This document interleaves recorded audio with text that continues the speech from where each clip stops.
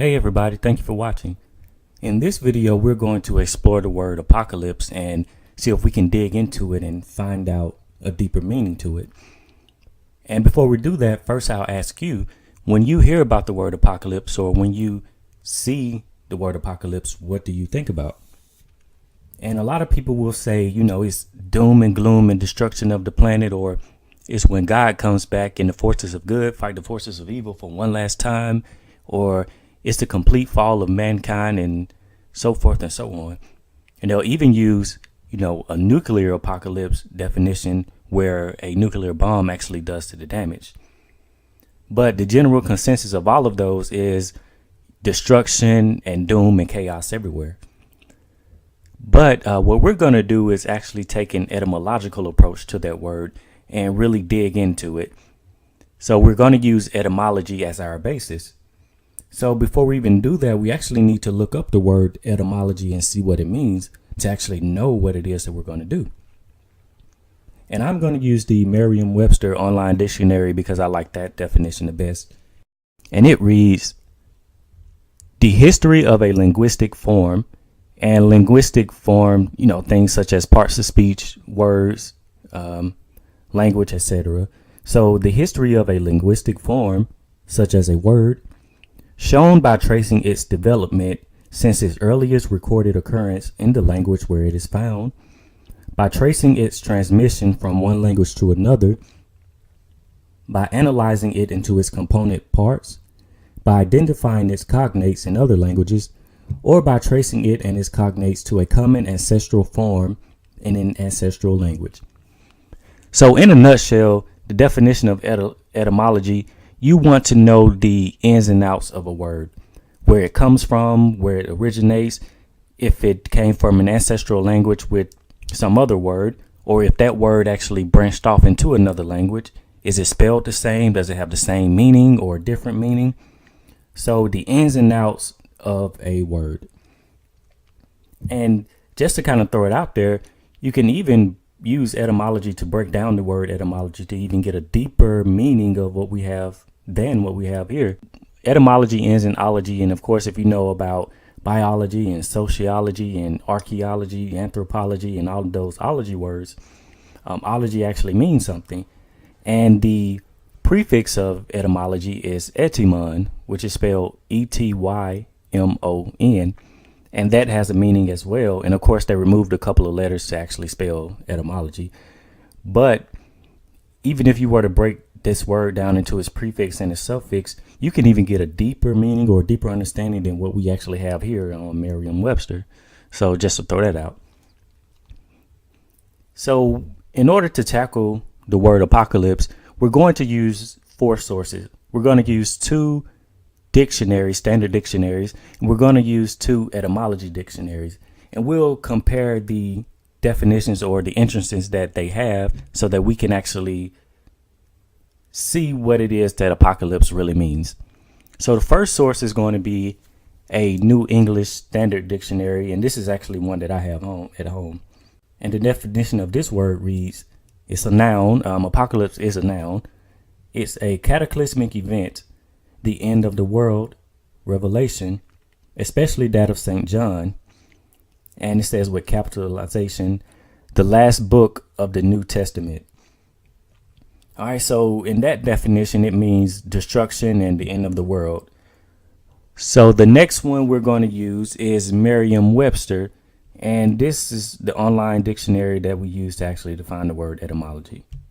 And the definition that it has is one of the Jewish and Christian writings of 200 BC to AD 150, marked by pseudonymity and pseudo, you can also break that word down, pseudo false nimity name.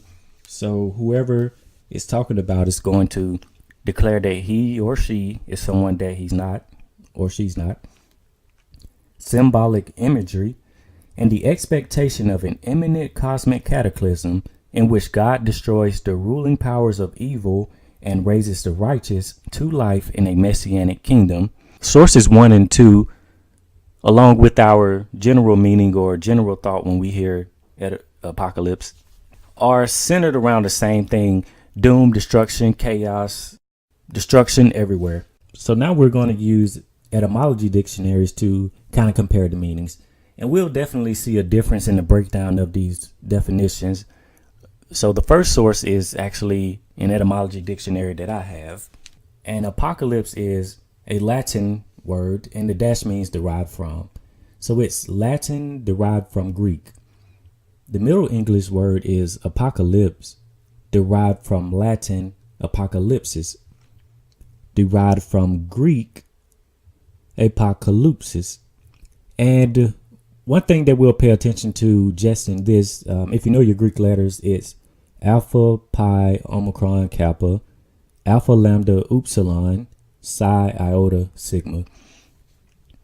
So one thing that we'll pay attention to is the Y in the Latin one and the Upsilon in the Greek.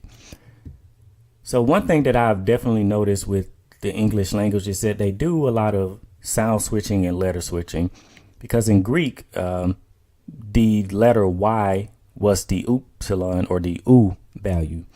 But in English, it's the I, such as apocalypse, or the I, such as Y or tri or lysis or something like that. So the English language, like I said, does a lot of sound switching and letter switching.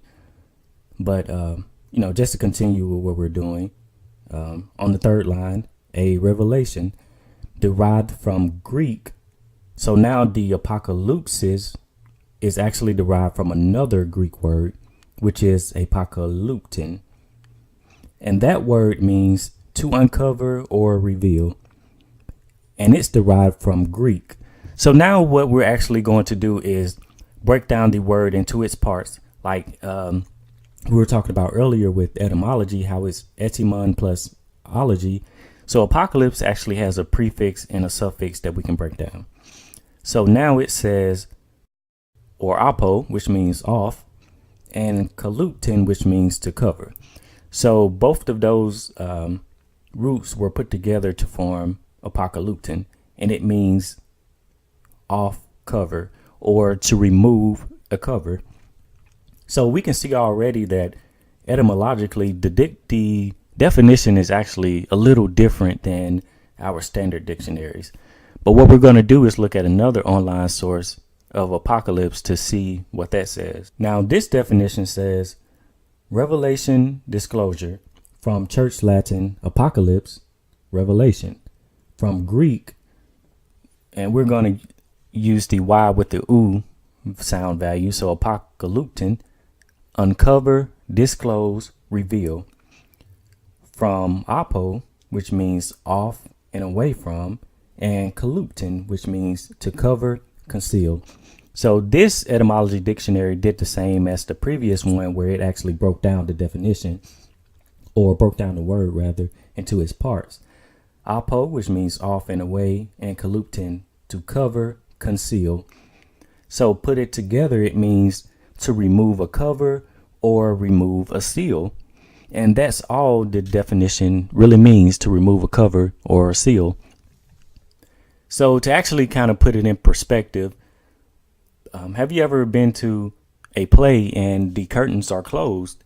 So once the curtains are closed, you can't see what's behind there. You can't see the stage setup. You can't see the characters or anything. But once the curtain actually opens, you are actually able to see what's behind there. So you've just experienced an apocalypse because you're able to see something that you couldn't see before. And in this case, it's a physical barrier that was there that stopped you from seeing it. And just to give another example, maybe a mental kind of cover that was removed. If you were ever in school and you weren't, or having trouble or difficulty learning math, and you just couldn't get it, and you try over and over and you couldn't get it, you couldn't understand the problems or how the problems were worked out. But one day you kind of had that moment where it's like, oh, I get it now. And you're able to actually do those math problems. You've just experienced an apocalypse because there was some barrier in your mind, some type of mental barrier that stopped you from actually understanding the math concept or the math problems and actually working them out. So by you having that aha moment of, oh, now I get it, you actually can work out the math problems and you're seeing it differently, or you're able to see the concept that you couldn't see before. So just to kind of pull it all together, the common saying now, especially with everything that's going on, is that people are saying stay woke or wake up, and using woke in whatever capacity that they mean woke. They have actually experienced an apocalypse because they are actually able to see something now that they couldn't see before, or understand something now that they couldn't before. So by some people expecting the word apocalypse to mean cataclysm and chaos and destruction everywhere, they have a completely different mindset from a person who actually knows what the definition actually means, especially from an etymological standpoint. So when people are mentioning stay woke or wake up or things of that nature, you will actually know that these people have actually experienced an apocalypse. The apocalypse is already happening now. So by you're knowing that definition of that word, you will be able to especially visualize or see conceptually that an apocalypse is already happening. So depending on your definition of a word, you may have a completely different understanding or a completely different look on life. And just to kind of point it out, there are also other words in the English language that have different meanings than they initially had. And these are just some, so it's not all inclusive, but words such as awful, terrible. We also have decimate, sacred, holy, and usury. So let's just say, for instance, you're a person who are actually using those words in their correct definition, in their correct terms. It may actually seem like you're speaking a different language to someone who are using the, wrong definition. Like, for instance, you may be excited and happy and come to someone and say, oh man, did you see that? That was awful, the way that holy place was destroyed by that tornado. And I got to see that again. So someone will look at you like, dude, you're out of your mind. Why would you say something like that? But you actually know the definition, the true definitions of those words. So you're using them in their proper context. But another person may still have the incorrect definition. So they're viewing what you say as crazy, or you are so off, or something's wrong with you. So I say all of that to say, just be careful about using modern definitions, especially if you're trying to understand something that was written in or translated into English over hundreds of years ago. Because like I said, the English language, not only does it letter switch and sound switch, but it also definition switches as well. And you may come out with an understanding of something that's completely different than what it was initially intended. So I definitely recommend having a couple of dictionaries, not only online and print standard dictionaries, but as well as etymology dictionary sources, so that you can get a better understanding or grasp of a word and its definition. So in our next video, we're actually going to discuss the Bible itself.